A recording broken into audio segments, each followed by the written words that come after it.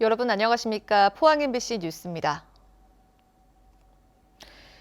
이런 시기에 답답하다고 자리가 다닥다닥 붙은 주점에 가는 거 조심하셔야겠습니다. 경주의 한 주점의 주인과 손님 등 8명이 코로나19 확진 판정을 받았습니다. 이 가운데 경주세무서 직원 4명도 포함돼 있어 세무서가 발칵 뒤집혔습니다. 김철승 기자입니다.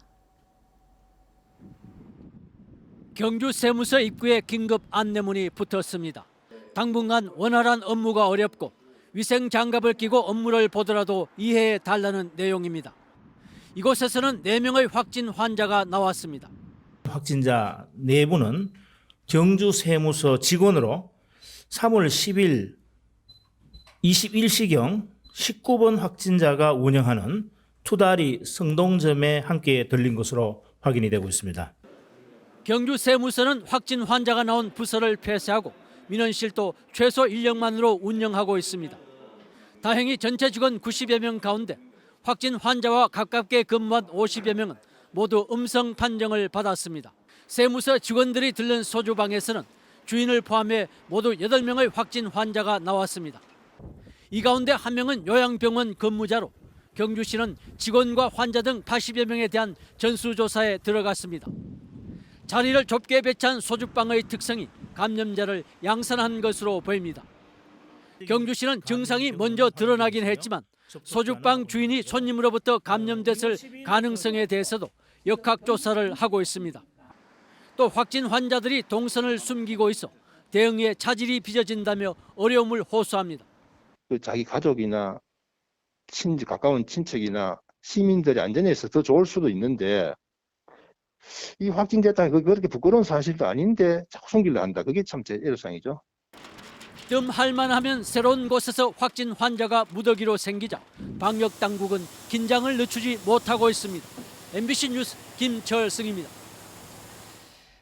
울릉군 비상대책위원회 공동대표인 정성환 울릉군의회 의장은 선플라워호 대체선 문제와 관련해 울릉군이 비대위 활동을 방해하고 있다며 반발하고 나섰습니다.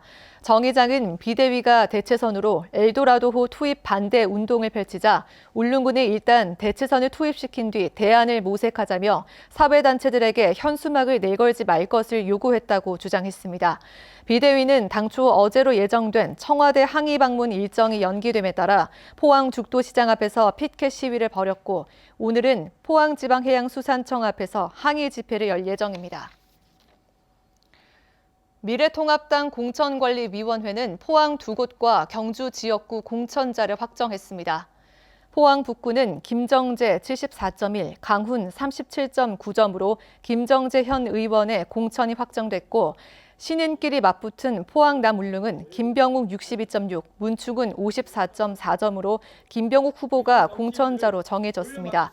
경주는 박병훈 57.3, 김원길 42.7점으로 박병훈 후보가 공천장을 받았습니다.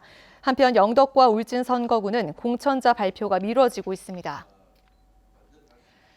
영덕군의회는 어제 임시회를 열고 11개의 각종 안건을 처리했습니다. 어제 처리된 안건은 출산 장려금과 건강보험료 지원 조례 개정안과 자연경관 보존 조례 폐지안 등 조례안 4건과 문화관광재단 출연금 승인안 등 일반 안건 4건입니다. 이상으로 포항 MBC 뉴스를 마칩니다. 여러분 고맙습니다.